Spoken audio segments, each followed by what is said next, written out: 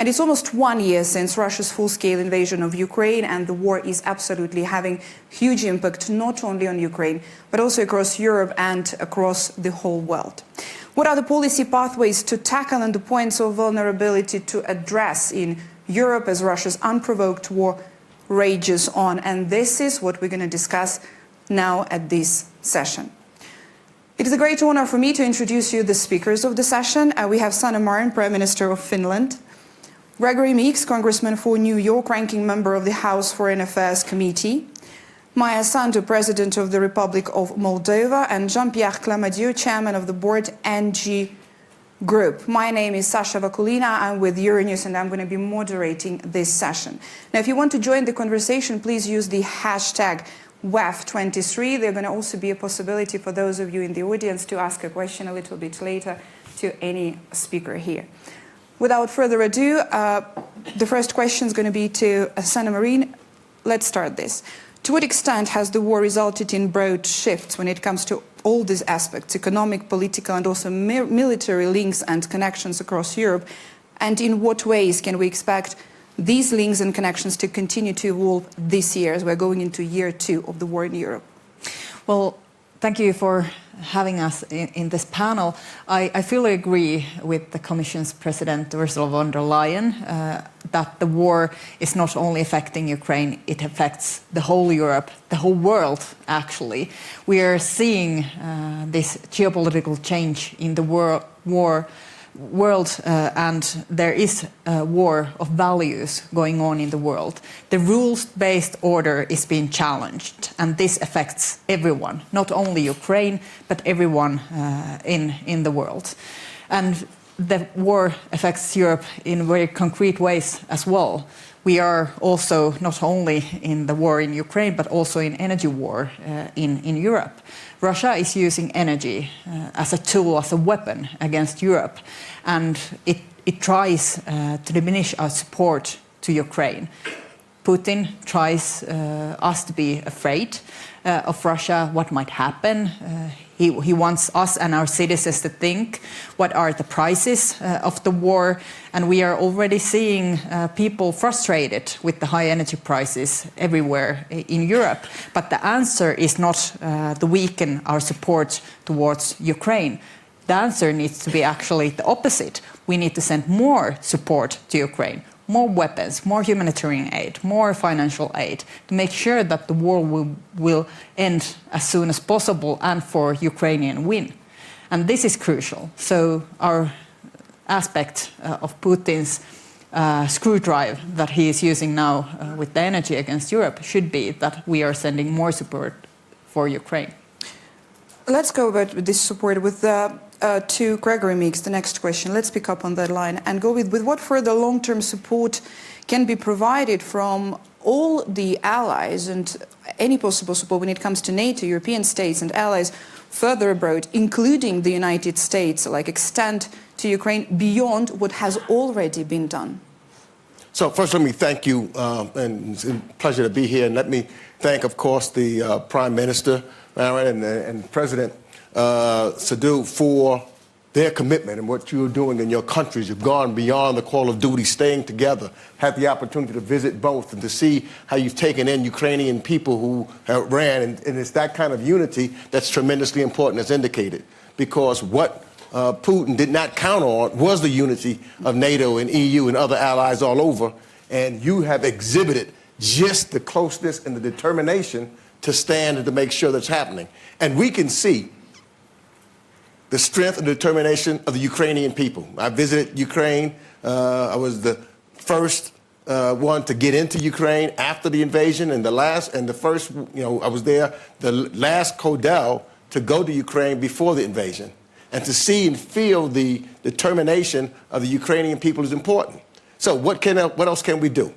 I think that you saw that the United States just passed the tremendous aid package to go to Ukraine, but also now talking about more advanced weapons so that they have to protect themselves from attacks in the air, looking at, and we see some talking about additional tanks, etc. So we can do more by giving more advanced weapons and training them to utilize those weapons so that they can protect themselves and to make sure that the heinous acts of Russia and Putin is halted. That's tremendously important. We must also, try to make sure, and I think here's where coordination can happen with other allies, that Putin is targeting the infrastructure and the energy of the Ukrainian people.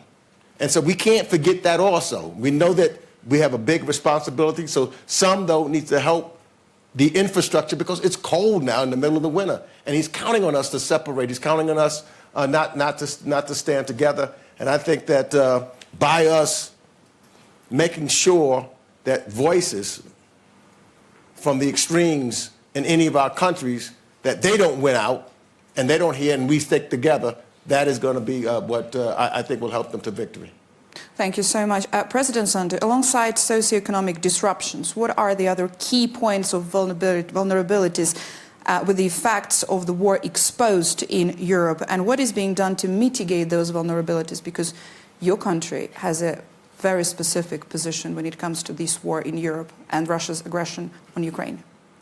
Well, some of the vulnerabilities have been already mentioned, and this is the energy and the fact that we all relied on unreliable sources, to put it this way.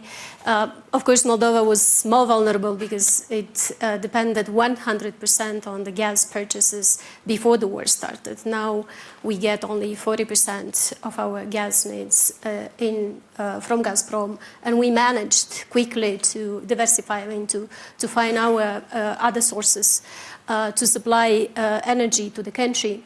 The propaganda, which is a very big issue, disinformation, and this is, of course, a big issue for my country, but I think this is a big issue for many countries, and we need to learn how to be more efficient to tackle this issue, is the cyber security, the frozen conflicts, which became a bigger risk during the war. So there are lots of vulnerabilities, and the energy prices, I think, I totally agree with the issue that Russia counted on this blackmailing us with the energy crisis, and Europe managed to find a solution, and this was not easy. And I just remember the discussions in April and May when, there were all kind of proposals, but no one believed, probably, most of the people would not believe that EU will manage to find a solution so quickly. And yes, we have to pay a price, and we feel bad that our people have to pay a high price. But I can tell you that in Moldova, the gas tariff increased 7 times in the last 18 months. And this is not a country where people have high revenues. So you can understand what are the costs. But we believe in democracy. We value democracy. We want to be part of the free world.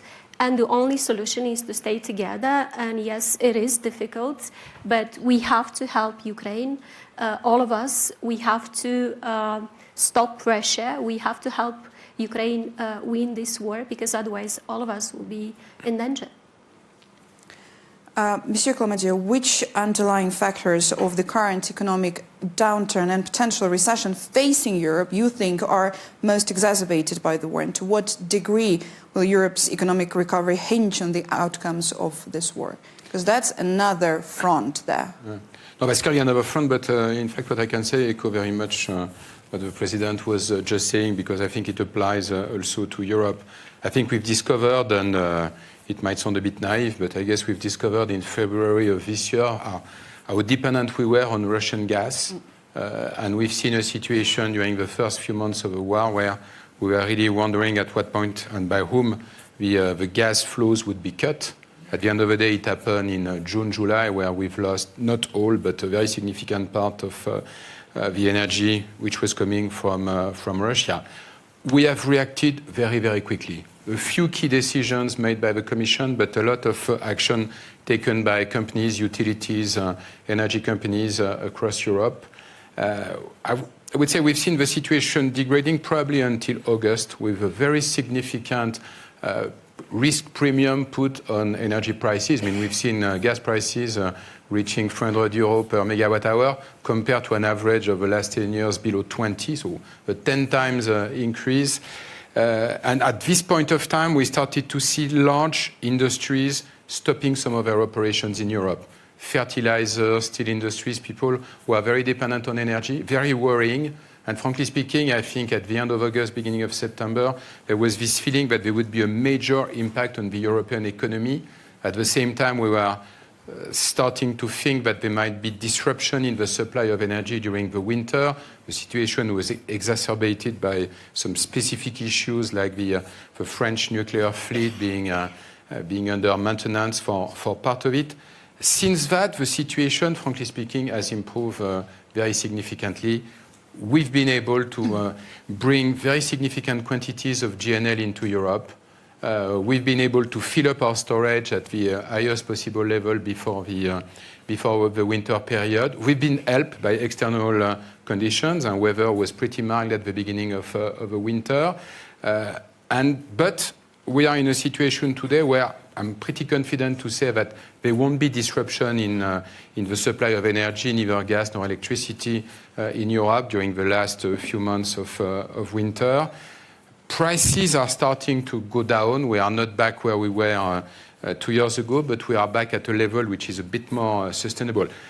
And I don't want to downplay the impact of this conflict. Now, obviously, this creates a big competitiveness issues for industries in Europe versus the US.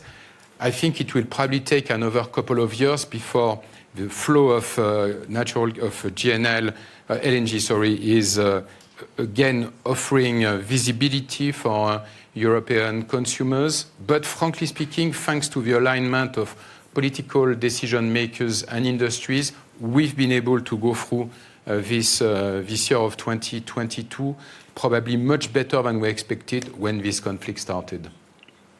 You know, it's obviously the 24th of February, in just about a month, is going to mark 1 year. And this is the second time, the WEF annual meeting, after the spring meeting, the second time we are talking about the war in Ukraine and the war in Europe. And when it comes to so many aspects, you know, I hear from the speakers here that we didn't think we could do that much. We didn't think it could be that much unity. We didn't think it could be that much alignment and the reaction would be that good. So let's try to, everybody wants, it's a $1 billion or even more question about how long we're in this and how it's gonna go. What do you think of that? Well, of course, we don't know how long the war will continue, but I think we can affect the situation also. And the key elements right now, and it's to do with the how united we have been. Yeah. The key elements are that we have to say very frankly and out loud that we will support Ukraine as long as needed. There isn't that kind of scenario or possibility that the support from Europe or the Western world or democracies will diminish. That's not a possibility. We will support as long as needed. 5 years, 10 years, 15 years, whatever it takes, we will support Ukraine. And this will not stop. And it's for Ukrainians to decide when they are ready to negotiate, when they are ready to make some peace agreement that they could agree on. And we will support. Our job is to support them. And this is a message that needs to be sent very clearly, that our mission is to support, and we will support as long as needed. And another way that we could influence the situation, we are already sending arms, we are sending weapons, and we need to send more and more advanced weapons. We need to continue sending financial support and humanitarian support, taking refugees from Ukraine, putting heavier sanctions against Russia. But one thing that I really think that might affect the situation is the frozen assets.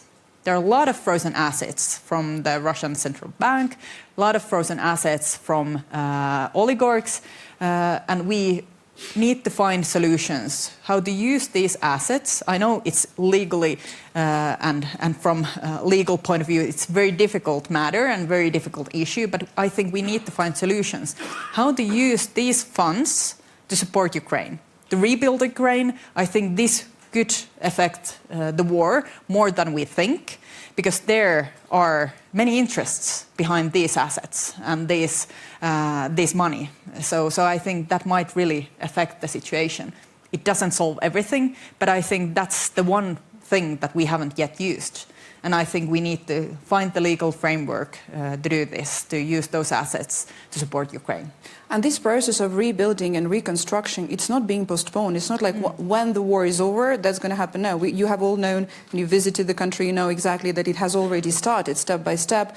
It's from the regions, it's from the suburbs, the places that have been liberated.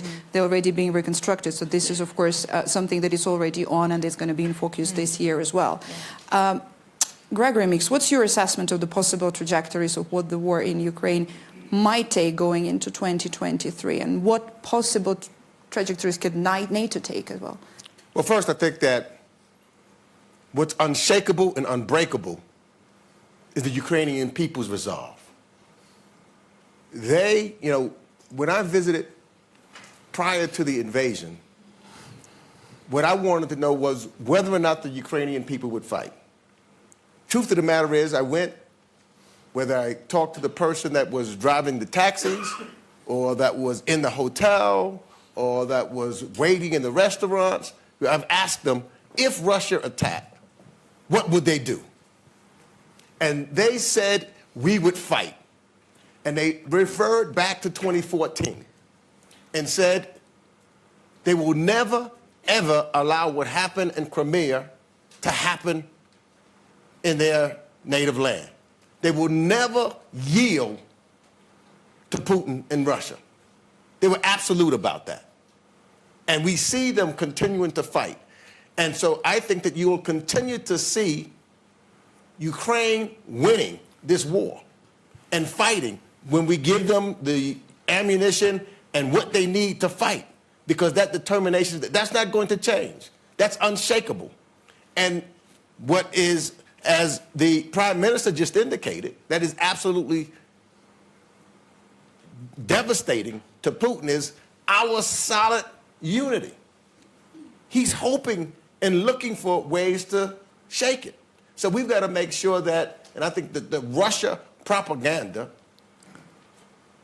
is going to be defeated moving forward. Some individuals, when I moved around before and I talked to some people, even some in the United States at one point, listening to the propaganda, thinking that, as Russia was talking about, that it was Ukraine that was being the aggressors. Obviously not true. So I see that us coming closer together and bringing in other allies from other areas of the world also. Because as this intensifies and they see the humanitarian crises that is taking place, when they see that people are forced, that are being utilized, civilians are being utilized, killed, freezing to death in cold weather, when they see the human dangers that have been taking place and how it is a humanitarian criminal act that Putin is committing, that will bring us even closer together. So as I look at where we're going down, we're not going to get weak. I know, people have talked about certain things because of the Congress has changed in the United States of America, that now in the House, for example, it's a split. Overwhelmingly, the American people, overwhelmingly the people, for example, Democrats and Republicans, are focused and standing strongly behind Ukraine. And that's only going to intensify as we move forward, which makes me believe that that will lead to success in the long run as we get through the winter and into the summertime. And it's really similar when it comes to the support in Europe. According to the latest poll, it was over 70% of the Europeans fully supporting the EU response and the EU support and help to Ukraine. So this is also one of those things. The other aspect I want to go now is that the war in Ukraine, as a consequence, we all have a greater appreciation of alliances as well and working together, and of course NATO being one of them. So I'm going to ask you about that.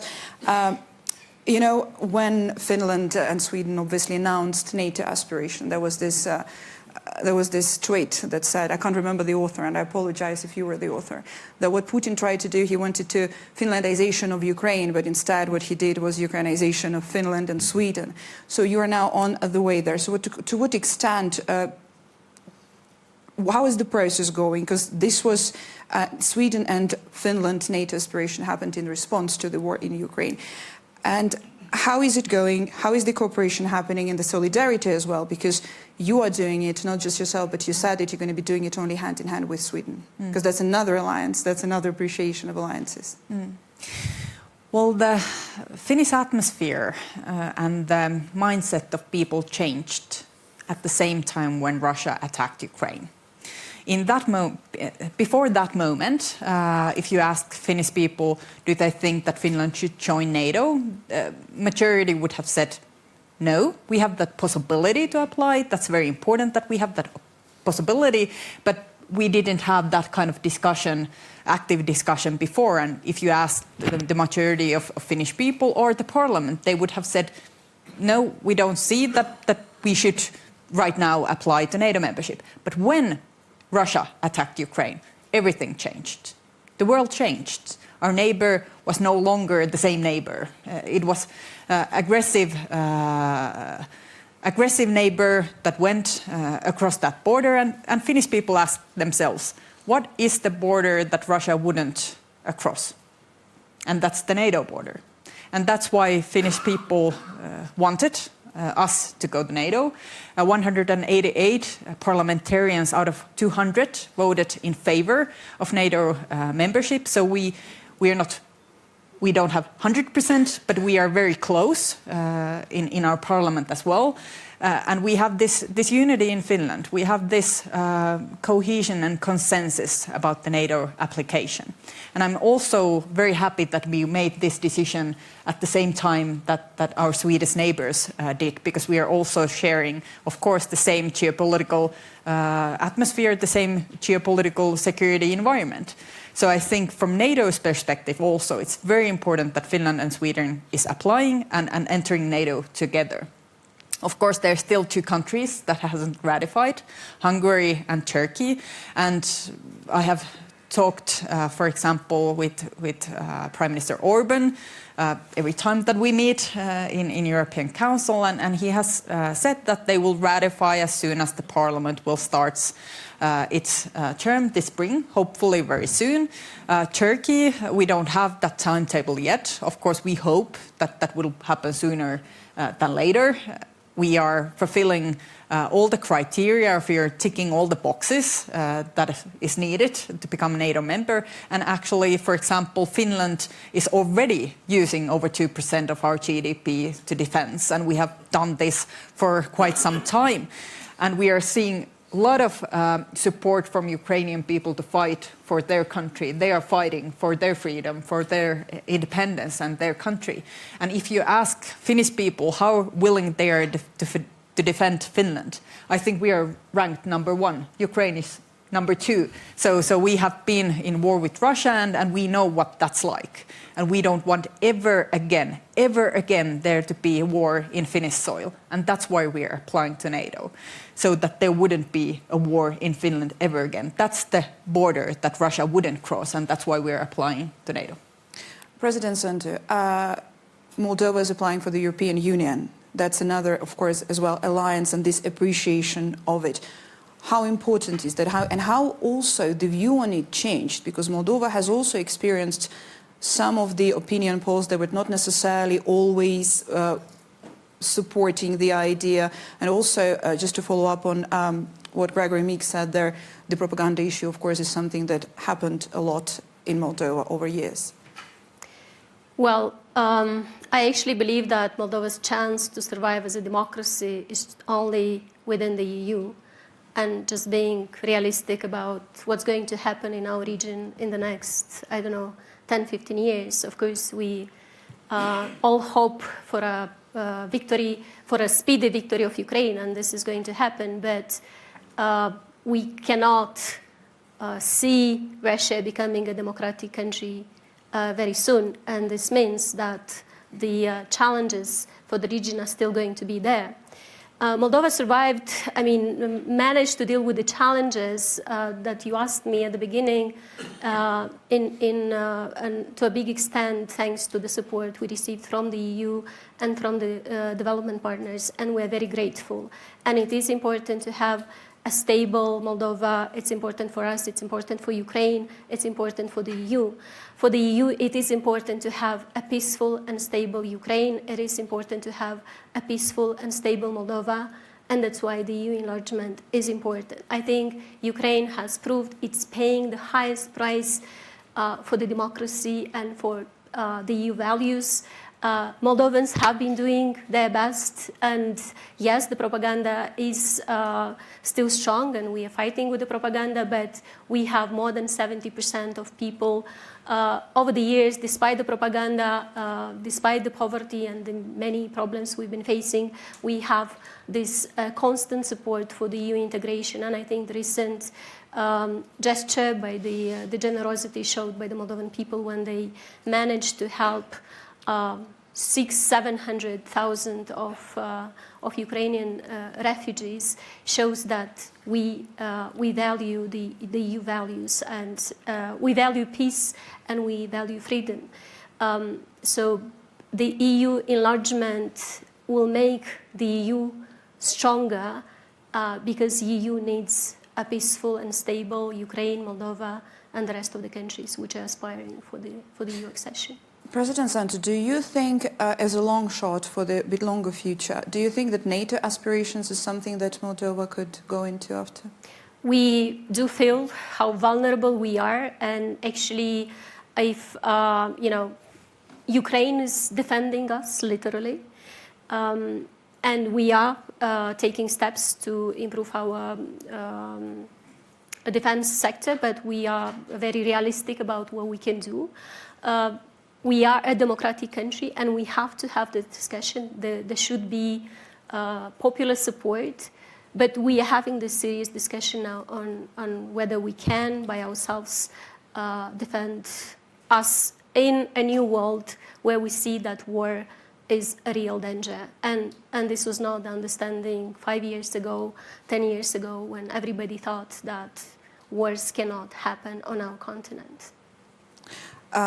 Jean-Pierre Clamadieu, let me bring you to one of the factors that has been identified as one of the biggest long-term risks according to this year's WAF Global Risks Report. This is, of course, the concerns over climate and the transition to cleaner energy, because this is another massive, massive field there to discuss. But we have also been seeing, as you mentioned before, some of the transition already starting and speeding up. But how have the impacts of the war in Ukraine reshaped the global energy landscape, and what are your expectations when it comes to speeding up this transition away from fossil fuel dependency as well on Russian, but also the transition in general? Maybe before answering your question, just a comment. I'm here as a business leader, but I'm also a European citizen, and I really want to express my support and, in fact, my pride to see how Europe was able to react to this situation, and also my admiration to political leaders like Prime Minister Sanna Marin. I think we should be proud of the way Europe was able to react with a lot of alignment between various stakeholders. And by the way, if we still see very high level of public support to this position in Europe, the fact that business was able to manage the situation, mitigating some of the impact, making sure that there would not be major disruption in the energy system, and limiting the impact on unemployment, I think all of this is really helping create this support.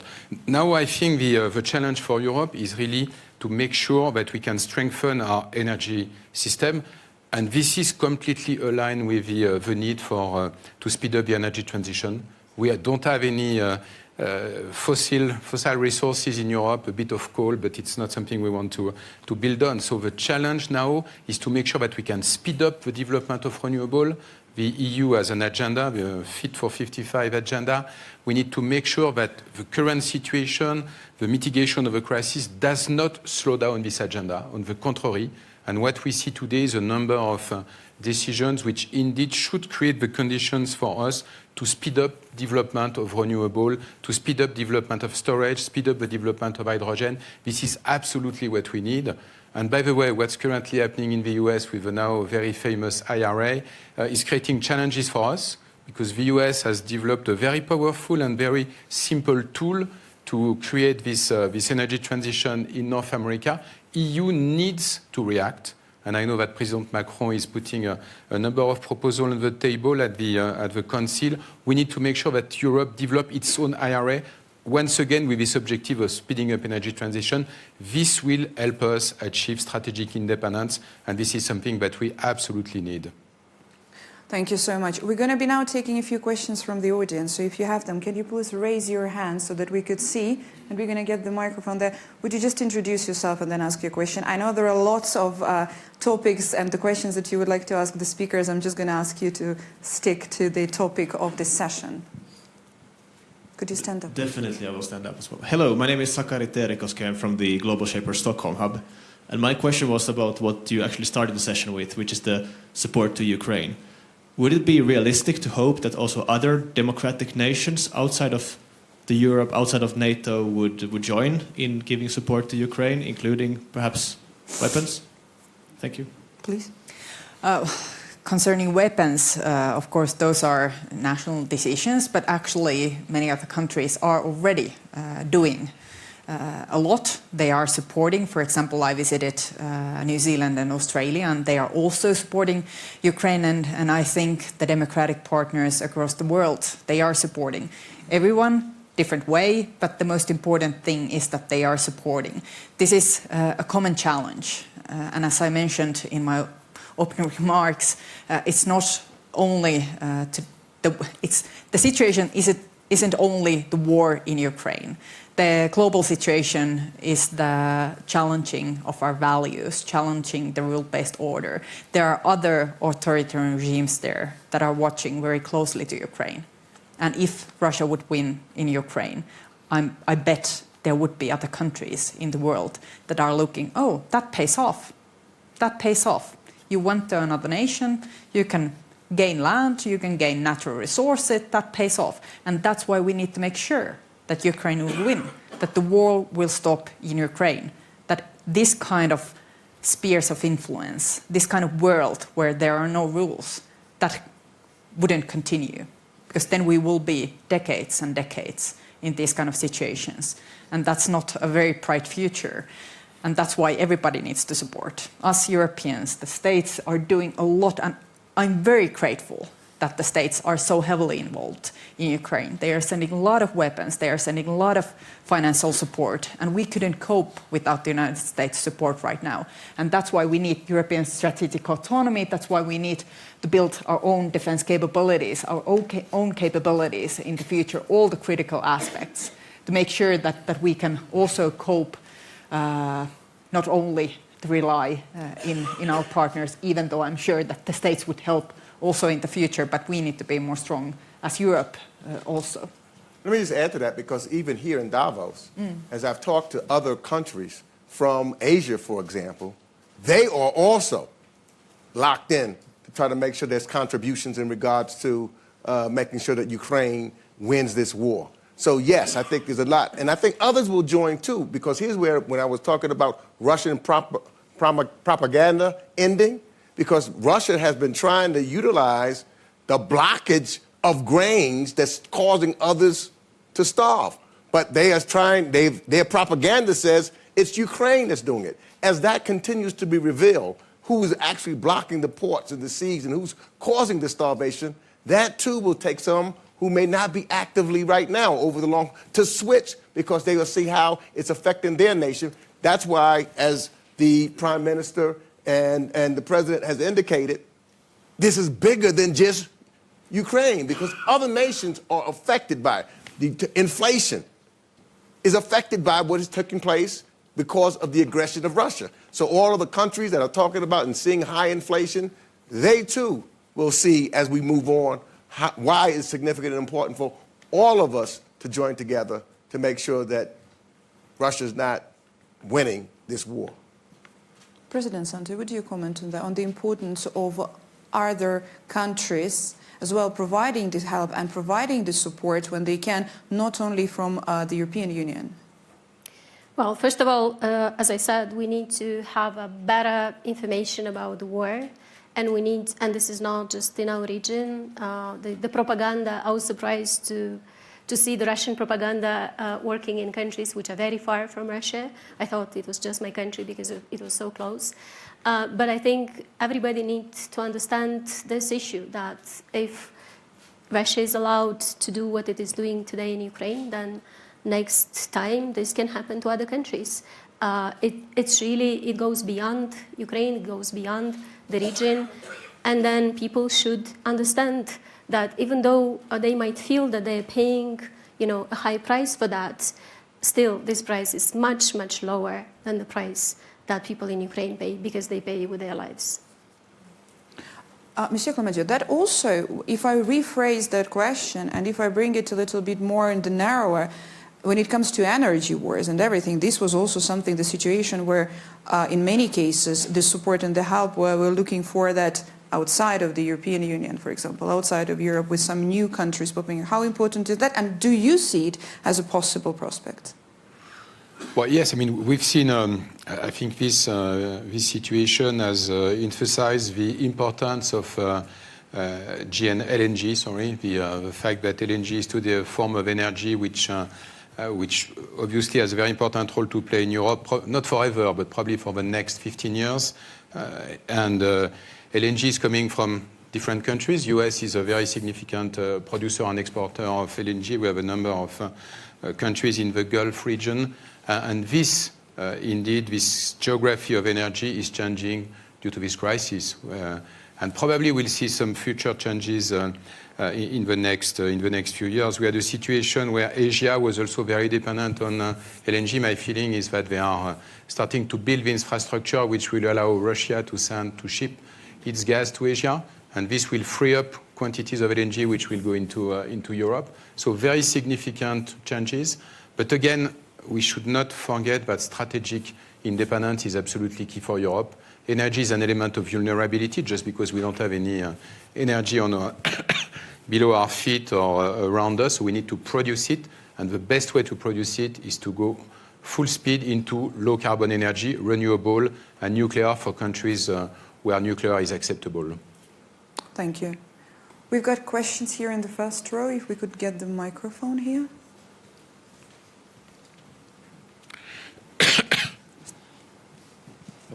Michael Jander from Politics Denmark. I would like to ask President Sandu, there were some warnings in December that there was an imminent Russian offensive coming up in beginning of this year, and that you were also in the danger zone. Could you put some words on the situation right now and tell us if you need more security guarantees than you have now? Well, I wouldn't say that the risk of the military threat is bigger today than what it was in the spring of last year, when we knew that if Ukraine does not resist, then in the next few days Russians will get to Chisinau. So there was no question about that. Today, the situation depends on what happens in Ukraine, and we see Ukraine resisting and we see Ukraine advancing. So it's really about the Ukrainian situation, and when you help Ukraine, you also help us and you help other countries in the region. But otherwise, of course, we are vulnerable, and there is not much we can do in a short period of time. As I said, we are having a dialogue at home about our military situation, about the neutrality, but this is a democratic country, and any changes, any decisions have to be taken with popular support. We have another question here, if we may. The first row. Thank you. Hello. Thank you very much for this. This is Iqbal Dhaliwal from MIT. I have a question. How much of this is Putin's war versus Russia's war? And has your assessment changed of your intelligence agencies about how much support does Putin really have? Because over and over again, the message in the West is, oh, now the mobilization is going to happen, and this is going to be the end of Putin. He's going to lose support. Now so many dead bodies are coming back. It's going to be end. But it seems like this is more sticky. Is it just Putin's war, or is it actually Russia's war? And what can you do to make it Putin's war versus Russia's war? It's a great question. Thank you very much. It's quite a difficult question because Russia isn't a democratic country.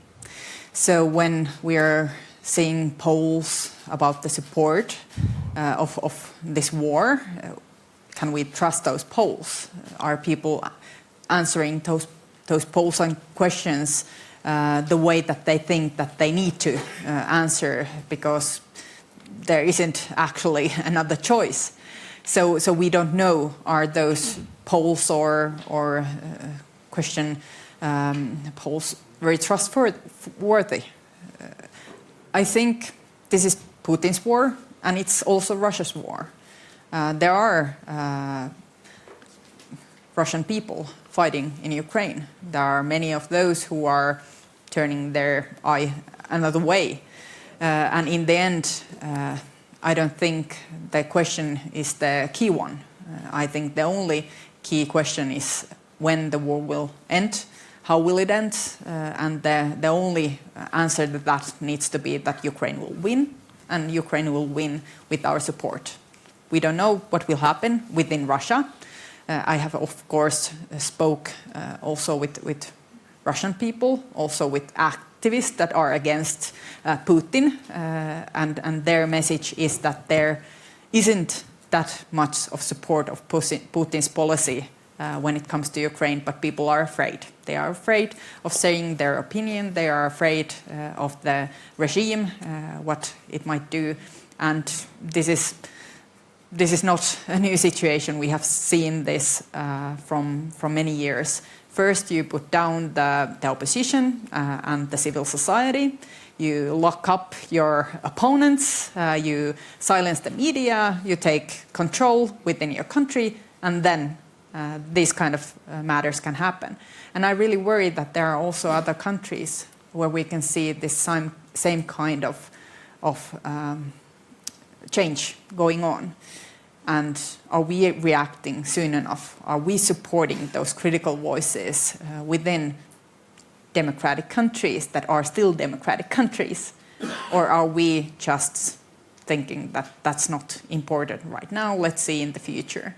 I really worry about European nations as well. There are a few European nations where we are seeing the same kind of logic, that first your opponents, opposition, human rights, rights of women, rights of minorities that aren't that important, attack them, and then in the end there is this very nasty and evil spiral of authoritarian way of thinking.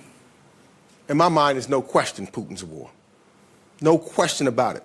He's lying to his people. That's when you talk about Russian propaganda, not only outside of Russia, but especially inside of Russia. And he tries, and when you have an authoritarian government, as is in Russia, you try to build up nationalism to make some of the people feel that they're strong with their country, that their country's doing right. What he is feeding his people are lies. And I believe that as long as if this continues to long, lies are revealed. And the people in Russia build up. I was recently in Egypt and watching the number of Russians, especially those that would be drafted, leaving Russia, trying to go to other places because they didn't want to lose their lives. But the propaganda inside of Russia, I've got a friend of mine who has family still in Russia. They call their family members and say, this is what's going on. And they said they don't believe it. They believe what they're hearing in Russia. So it's not, there's some good people in Russia. But it is Putin's war because of the lies and the criminal acts that he is committing upon people, utilizing, you see he's firing generals and others that don't want, he's throwing them out of windows or having, all of a sudden they, supposed to be committing suicide. It is definitively Putin's war. President Sandu, what's your take on that? Because that question is something that you would probably feel strong about. I think we can all agree that this is a war that Putin started, and this is a war that Putin can stop. We can't say how much support there is for the war in Russia because of the reasons that the previous speakers mentioned. But it's clearly started by him. It can end if he wants it. I can't, I'm so sorry, I wish. And the final words from you, Monsieur Clamadieu, the final comment from you on the... No, again, I think unity and alignment is key within Europe, with our close allies, and I think we've been able not to be, we've been able to resist to Putin's view that energy will create fracture within Europe. So I think it's really a very good result. Let's make sure that we continue with this type of alignment for 2023.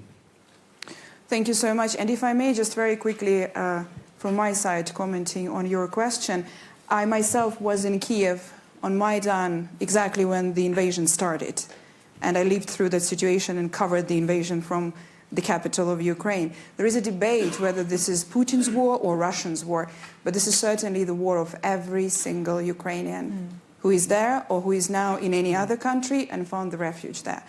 Thank you so much for this session, and thank you so much for the questions. I wish we had more time. Hopefully next time. Thank you. Thank you so much.